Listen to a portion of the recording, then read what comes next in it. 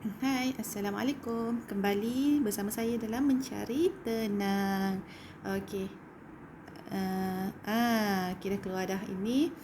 Saya dah tuliskan, saya tunjukkan dekat anda bagaimana formula untuk mendapatkan bahagia dan formula untuk mendapatkan derita. Ada dua formula dekat situ. Okey, formula ni saya dapat daripada kelas-kelas motivasi yang saya hadir lah. Sebab tu saya nak kongsi bersama anda. Semoga ianya dapat memberi manfaat juga kepada orang lain yang masih belum tahu lagi tentang formula bahagia dan formula derita ni. Okey. Saya nak huraikan sikit ya.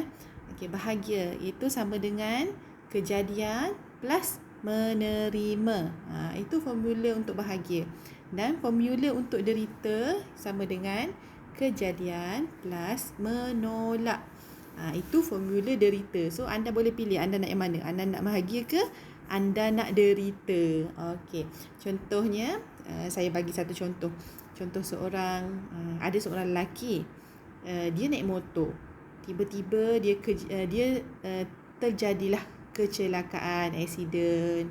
So dalam aksiden tu menyebabkan kaki dia rosak teruk dan terpaksa dibuang. Okey, sekarang kesimpulan daripada kisah itu, sebenarnya saya nak bagi tahu anda bahawa dia berhak untuk memilih. Memilih sama ada dia untuk nak hidup bahagia ataupun nak hidup derita. Dia berhak untuk memilih. Allah dah bagi dah dia punya hak dia, dia punya pilihan. Dia nak derita ke nak bahagia. Kalau dia nak bahagia, kejadian kaki dia dah hilang kan, kejadian kakinya telah hilang, dia tambah dengan menerima. Menerima. Aku sedar, ya Allah, aku sedar aku dah tak ada kaki. Aku sedar semua ini adalah ujian daripada Engkau, ya Allah. Dan aku menerima semua ini. Aku menerima yang aku tak ada kaki.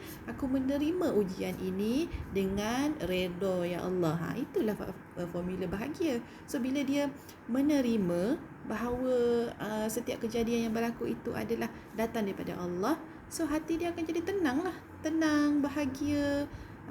Akan tetapi kalau dia tak nak bahagia, dia nak derita. Dia nak derita pun boleh juga. Contoh kejadian tadi, dia dah tak ada kaki selepas aksiden. Okey, sekarang kalau nak derita plus menolak. Senang, tolak je. Ya Allah, kenapa Engkau bawa aku macam ni, ya Allah? Ya Allah, aku tak terima, aku tak ada kaki, ya Allah. Macam mana aku nak berjalan, ya Allah? Macam mana aku nak berdiri, ya Allah? Macam mana? Itulah derita.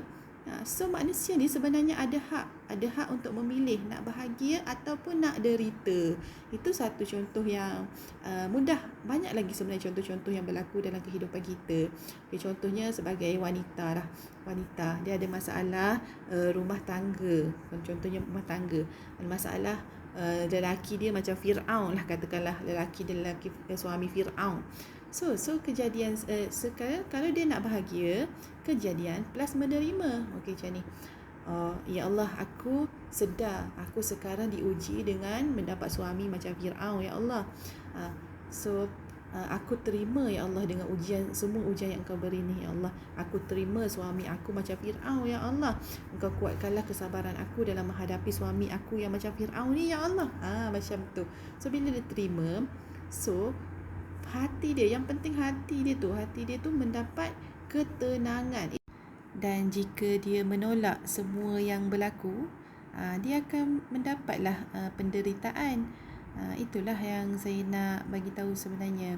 Benda ni pun sangat-sangat membantu saya dalam mengharungi ujian kehidupan saya. Dan saya mendoakan supaya siapa yang mendengar video ni, dia pun dapat apa yang saya dapat.